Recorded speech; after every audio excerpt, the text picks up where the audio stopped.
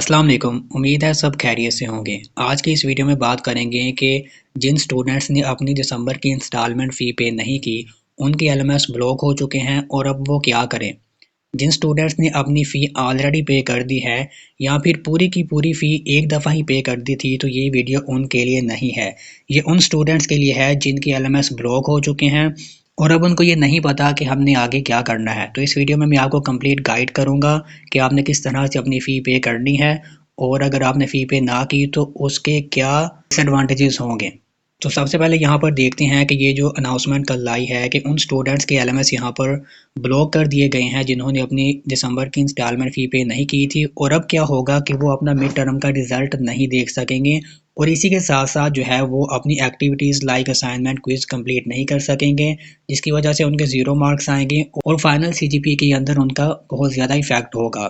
तो बेहतर है कि आप जो है वो जल्दी से अपनी फ़ी पे करें ताकि आपका एलएमएस अनब्लॉक हो जाए। अब यहाँ पर एक बहुत इंपॉर्टेंट क्वेश्चन है कि फ़ी किस तरह से पे करनी है, क्योंकि मैंने काफ़ी सारे ऐसे केसेस देखे हैं कि स्टूडेंट्स अपनी फ़ी गलत तरीके से पे कर देते हैं और पे करने के बावजूद उनका एलएमएस अनब्लॉक नहीं होता।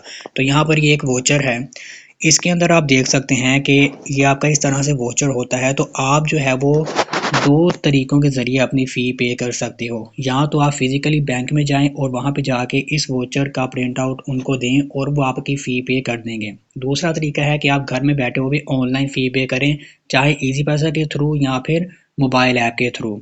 तो अगर तो आपने बैंक में जाके फ़ी पे करनी है तो आपने सिंपल इस वोचर का प्रिंट आउट निकलवाना है और बैंक में ये वोचर देना है और जितनी फ़ीस आपकी बनती है वो फ़ीस देंगे तो बैंक वाले आपकी फ़ी पे कर देंगे और विद इन 5 मिनट्स या 1 घंटे के अंदर अंदर आपका जो एलएमएस है वो अनब्लॉक हो जाएगा। लेकिन अगर आपने घर में फ़ी पे करनी है तो आपने अपने जो आपका मोबाइल ऐप है, चाहे वो ईज़ी पैसा का है या फिर किसी बैंक अकाउंट का है, किसी बैंक अकाउंट का नहीं बल्कि यहाँ पर ये जो 1 से लेके 5 तक जितने भी बैंक अकाउंट के नाम लिखे हुए हैं, जो बैंक्स के नाम लिखे हुए हैं, इन्हीं बैंक्स में आपने फ़ी पे करनी है। तो इसके अंदर एचबीएल है, एबीएल, यूबीएल, बैंक अल्फला और टेलीनॉर ईज़ी पैसा है। अब स्टूडेंट्स यहाँ पे क्या मिस्टेक करते हैं कि वो यहाँ पर आप देख सकते हैं कि एचबीएल के सामने जो अकाउंट नंबर लिखा हुआ है या फिर यूबीएल के सामने जो अकाउंट नंबर लिखा हुआ है वो सीधा इसी अकाउंट में जो है वो अपनी फ़ी पे कर देते हैं और ये बहुत बड़ी मिस्टेक है। काफ़ी स्टूडेंट्स ने मुझे दिखाया है कि वो इस तरह से अपनी फ़ी पे करते हैं और उनका एलएमएस 3 से 4-5 दिन तक जो है वो ब्लॉक ही रहता है।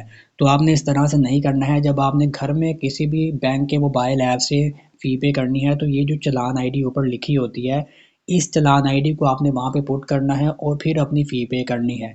इस तरह किसी भी बैंक अकाउंट में पे नहीं करनी, वरना आपका जो एलएमएस है वो ब्लॉक ही रहेगा और आपको दोबारा से जो है वो सही तरीके से फ़ी पे करनी पड़ेगी अपना चालान आईडी पुट करके। तो इस तरह से जो है वो आपने अपनी फ़ी पे करनी है। तो फ़ी पे करने के बाद आपका जो एलएमएस है वो अनब्लॉक हो जाएगा और फिर जो है वो आप अपना मिड टर्म का रिज़ल्ट भी देख सकोगे और अपनी एक्टिविटीज़ को भी कंप्लीट कर सकोगे। तो मुझे उम्मीद है कि आपको समझ आ चुकी होगी। अगर फिर भी कोई क्वेश्चन हो तो आप मुझसे कमेंट्स के अंदर पूछ सकते हैं। अल्लाह हाफ़िज़।